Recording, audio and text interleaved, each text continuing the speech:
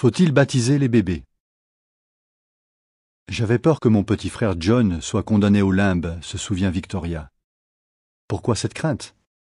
John était mort avant d'être baptisé, explique-t-elle, et un curé nous avait affirmé qu'à cause de cela il resterait éternellement dans les limbes. Une telle idée est certes effrayante, mais qu'en dit la Bible? Les enfants qui meurent sans baptême sont-ils réellement condamnés au limbe? La Bible enseigne bel et bien que les chrétiens doivent être baptisés. Jésus a donné l'instruction que voici: faites des disciples de gens d'entre toutes les nations, les baptisant au nom du Père et du Fils et de l'Esprit Saint, leur enseignant à observer tout ce que je vous ai commandé. Matthieu 28, versets 19 et 20. On notera toutefois que les personnes qui sont baptisées doivent être des disciples de Jésus, c'est-à-dire qu'elles ont reçu l'enseignement concernant Jésus et qu'elles ont fait le choix d'aller à sa suite, décision qu'un tout petit enfant n'est naturellement pas en mesure de prendre. Certains ne jugent cependant pas cet argument suffisant et soutiennent que le commandement de Jésus concerne également les petits-enfants. Tous doivent être baptisés, prétend Richard Butcher, pasteur d'une église luthérienne, y compris les bébés. Leur refuser le baptême revient à leur refuser le pardon et à les exposer à la damnation.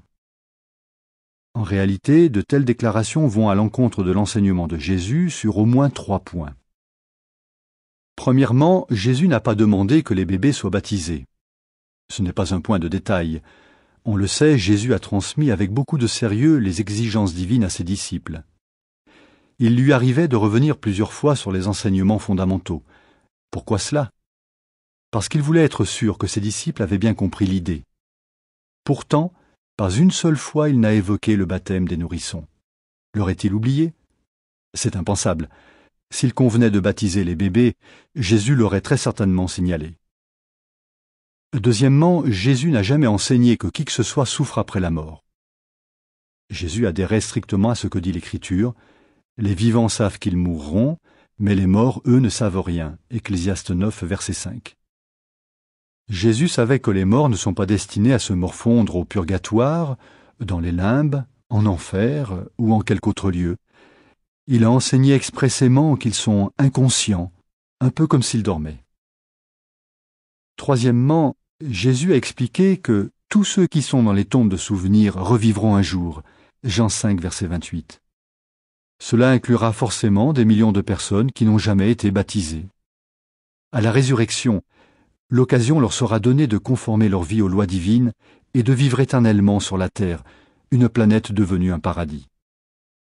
À l'évidence, la Bible n'enseigne pas qu'il faut baptiser les bébés.